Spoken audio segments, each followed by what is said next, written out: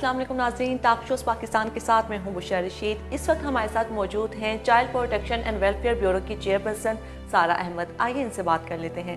السلام علیکم۔ وعلیکم السلام۔ جی سارہ، بتائیے گا کہ ایک ادارے کے طور پر child protection and welfare bureau کو کس طرح کے مسائل کا سامنا ہے اور ان مسائل کو کیسے حل کیا جا سکتا ہے؟ دیکھیں، چائلڈ پروٹیکشن ویلفیئر بیورو جو میں نے جوائن کیا 4 سال پہلے، تب بہت زیادہ پرابلمس تھے، ایک اسٹرگل تھی سب کچھ ٹھیک کرنے میں، ایک چیلنج تھا۔ پھر اس کے بعد آف کورس بیوروکریسی میں ان سے ہینڈلنگ میں ہوتی ہیں پرابلمس۔ پھر اگر آپ نے کوئی چیز، کوئی لا امینڈمنٹ کروانی ہو، کوئی بورڈ میٹنگ کے منٹس اپروو کروانے، مطلب ڈفرینٹ بہت ساری چیزیں تھیں جن میں اسٹرگل کرنی پڑی۔ وہ it was not so easy. Child protection bureau کا مقصد یہ ہے کہ جو اسٹریٹ چلڈرن ہیں ان کی ریہیبلیٹیشن کی جائے، ان کو ایک تحفظ دیا جائے، ان کو شیلٹر دیا جائے، ایجوکیشن دی جائے۔ ہماری اتنا اسٹیٹ آف دی آرٹ یہ انسٹیٹیوٹ ہے چائلڈ پروٹیکشن بیورو کا، جہاں پہ بچوں کو تعلیم، اس کے بعد تعلیم، تربیت، قرآنی تربیت، پھر ووکیشنل ٹریننگ تاکہ ان کو ہنر آ سکے کوئی، یہ سب کرایا جاتا ہے۔ میں تو خود جھگیوں میں اور جہاں پہ جو بیکاری بچے ہوتے ہیں ان کے والدین کی فیملی سے ملی ہوں، ان سے ملتی رہتی ہوں، وہاں جاتی ہوں، ان کو کنونس کرتی ہوں کہ بچے کو انسٹیڈ کہ وہ سڑکوں میں بھیک منگواتے ہیں یہاں چھوڑ دیں تاکہ ہم ان کا بہتر مستقبل بنا سکیں۔ کتنے بچوں کو قانونی تحفظ حاصل ہے اور کتنے بچوں کا کیس آپ عدالتوں میں لڑ رہے ہیں؟ ہمارے پاس جیسے 1200 بچے ہیں موجود، اس میں سے آپ سمجھیں 1000 بچے ایسے ہوں گے جن کی ہمارے پاس کسٹڈی موجود ہے، ہمیں دی ہوئی ہے کورٹ نے، اور 200 بچے ایسے ہوں گے جن کا کیس چل رہا ہے عدالت میں۔ جیسے کافی بیکاری بچے ہوتے ہیں، ان کے پہ پیرنٹس عدالت میں جاتے ہیں کہ ہمیں واپس دیے جائیں ان کو۔ پھر جو گھروں میں ملازمت پہ رکھواتے ہیں، وہ مجھے لگتا ہے کہ پیرنٹس بھی اتنے قصوروار ہیں جتنے کہ جو مارتا ہے بچے کو، وہ جو کلپریٹ ہوتا ہے۔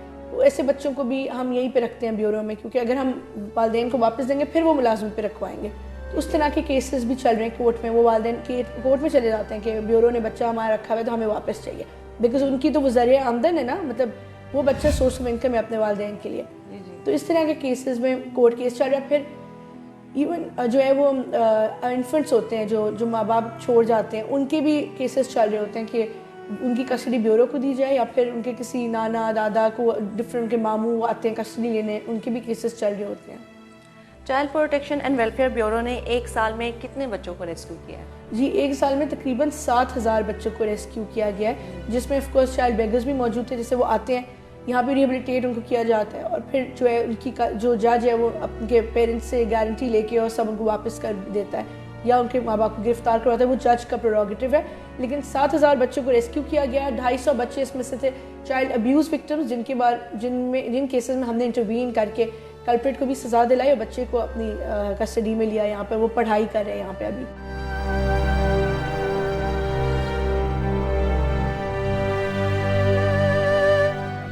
آئیے ہم آپ کو چند ایسی پھول جیسی بچیوں سے ملواتے ہیں جن کے والدین نے پہلے بچے چھوڑ کر دوسری شادی کر لی۔ نظر انداز ہو جانے والے بچوں میں شامل یہ بچی آج چائلڈ پروٹیکشن بیورو میں قیام پذیر ہے اور تعلیم حاصل کر رہی ہے۔ یہ بیورو اب اس کا خاندان اور گھر ہے۔ آمنہ، آپ کون سی کلاس میں پڑھتی ہیں؟ میں 7 کلاس میں پڑھتی ہوں۔ آمنہ، آپ کب سے ادھر یہاں پہ اس بیورو میں قیام پذیر ہیں؟ مجھے تقریباً 1.5 سال یہاں پہ ہو چکے ہیں۔ اس سے پہلے کہاں تھیں آپ؟ کہاں ہوتی تھیں؟ میں اپنے گھر میں ہوتی تھی، فیصل آباد۔ تو یہاں کیسے آئیں؟ والدین چھوڑ کر گئے ہیں؟ میں یہاں پر خود آئی کیونکہ میں پڑھنا چاہتی تھی۔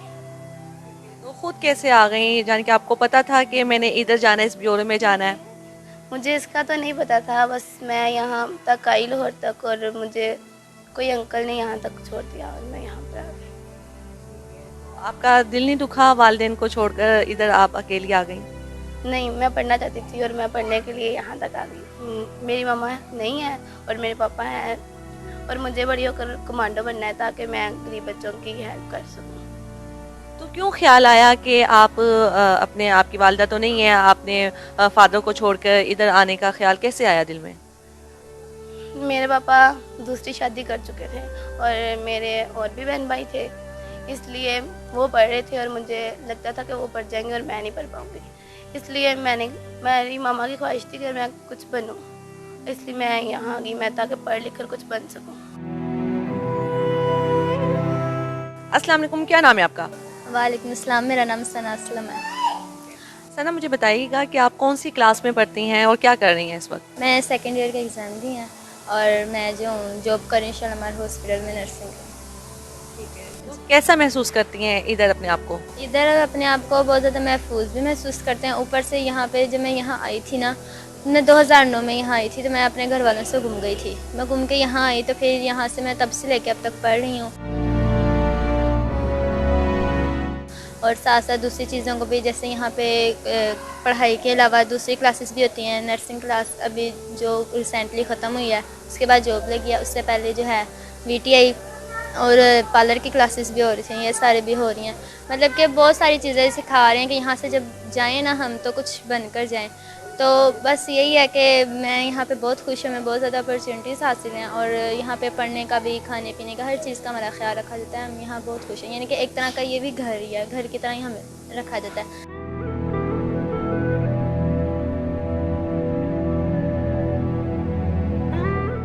چائلڈ پروٹیکشن بیورو کی چیئرپرسن سارہ احمد نے بتایا کہ بیورو میں نومولود بچوں کے لیے خصوصی طور پر نرسری قائم کی گئی ہے. نرسری میں بچوں کی دیکھ بھال کے لیے تربیت یافتہ سٹاف اور ڈاکٹرز کی ٹیم بھی موجود ہے. ٹاک شوز پاکستان کے ساتھ گفتگو کرتے ہوئے سارہ احمد نے ادارے کی کارکردگی اور سالانہ بجٹ کے بارے میں بھی تفصیل کے ساتھ بتایا. چائلڈ پروٹیکشن بیورو کی 5 سالہ کارکردگی کیا ہے؟ مجھے 4 سال ہوئے ہیں.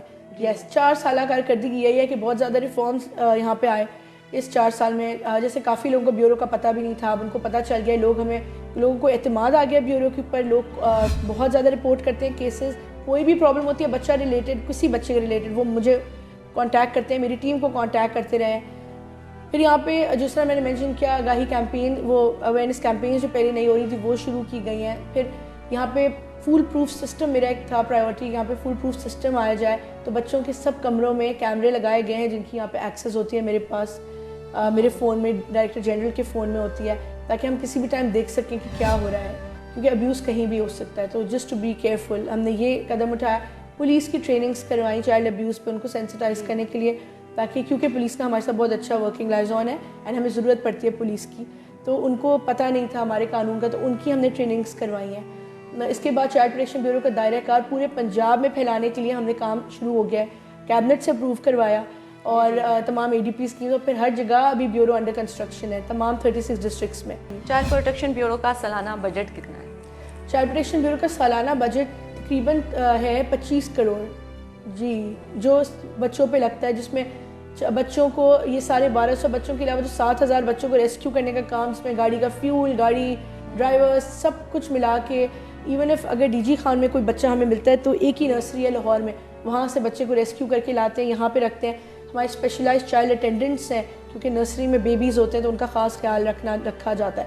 پھر ہمارے پاس اپنا ڈاکٹر ہے, کیونکہ اتنے بچے ہیں ہر سینٹر میں, اگر کوئی بچے کو پرابلم ہو تو ہماری میڈیکل ٹیم اپنی موجود ہے یہاں پہ. تو یہ سارا پہ کورٹ کا خرچہ سب ملا کے اٹس دس اماؤنٹ جو میں آپ کو بتایا ہے.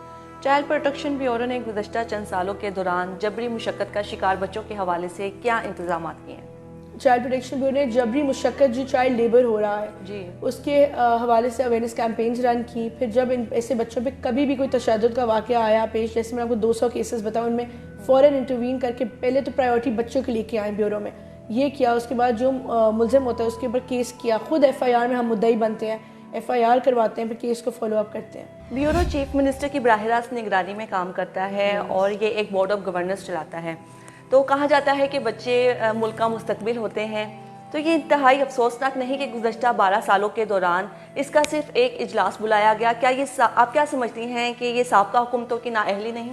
جی دیکھیں, ایک تو ابھی تک 12 سال میں آپ نے ایک اجلاس نہیں, میرے سامنے تو 3 ہو چکی ہیں میٹنگز میرے آپ سے, آپ کی سابقہ حکومتوں کی میں بات کر رہی ہوں. جی پہلے ایک یا 2 بورڈ میٹنگز ہوئی ہیں جو میرے پاس فائل میں موجود ہے, ریکارڈ میں. اور تو یہ ناکافی نہیں ہے 12 سالوں کے دوران؟ یہ تو بہت ہی کم. بالکل دیکھیں, اینڈ آئی تھنک صرف بورڈ میٹنگز یہ نہیں میجر کرتی کہ کام ہو رہا ہے نہیں ہو رہا, بچے کتنے امپورٹنٹ ہیں. ایکچولی ہوتا یہ کہ بورڈ میٹنگ نہ بھی ہو تو میں نے آپ کو بتایا کہ ایڈمنسٹریٹو ڈپارٹمنٹ, ہوم ڈپارٹمنٹ اور chief minister, pattern in chief ہے, ایز لانگ ایز چیزیں اسموتھلی چل رہی ہوں اور اچھا بچوں کے لیے ہو رہا ہو, نظر آ رہا ہو, تو بورڈ میٹنگز سے جج نہیں آپ کر سکتے. لیکن ہاں جہاں اہم ڈیسیجن لینے ہوتے ہیں اس کے لیے بورڈ میٹنگ ضروری ہوتی ہیں. تو وہ پہلے کیوں نہیں ہو رہی تھی یہ آئی ووڈنٹ نو کہ پہلے کیا ہو رہا تھا, کیوں اس طرح ہوا. لیکن میرے سامنے 3 بورڈ میٹنگز ہو چکی ہیں, اینڈ جب بھی ضرورت پڑتی ہے ہم ضرور بورڈ میٹنگ بلاتے ہیں, جب بھی ایسے کوئی فیصلے ہوں جن پہ جو فیصلہ لینے ہو چیف منسٹر نے. ادروائز کافی چیزیں بغیر بورڈ میٹنگ کے ہو جاتی ہیں. جی جو قانون میں موجود ہے، تو اس لیے ضرورت نہیں پڑتی پھر. ٹھیک ہے. زینب الرٹ بل جو 2020 میں لانچ کیا گیا، تو اس کے حوالے سے مجھے بتائیے گا کہ کتنا کارآمد رہا ہے بچوں کے خلاف جنسی جرائم کی روک تھام میں. جی زینب الرٹ بل بالکل لوگوں کو ایک تو کانفیڈنس دیتا رہا ہے کہ رپورٹ کریں کیسز جو ریپ کے ابیوز کے کیسز ہوتے ہیں. پھر وکٹم پروٹیکشن کا بھی اس میں ہے کچھ، اس پہ ابھی پنجاب میں کام ہو رہا ہے. پنجاب میں پراپرلی امپلیمنٹ نہیں ہوا ہے یہ بل، بٹ ابھی کیونکہ ہمارا اپنا ایکٹ بہت جو ہے مثبت ہے، یہ پنجاب ڈیسٹیٹیوٹ نیگلیکٹڈ چلڈرنز ایکٹ، تو اس کے ہوتے ہوئے زینب الرٹ کی ایز سچ ضرورت اس طرح نہیں، لیکن کچھ چیزیں جو مسنگ ہیں وہ ہم کوشش کر رہے ہیں کہ اس میں ایڈ کر دی جائیں.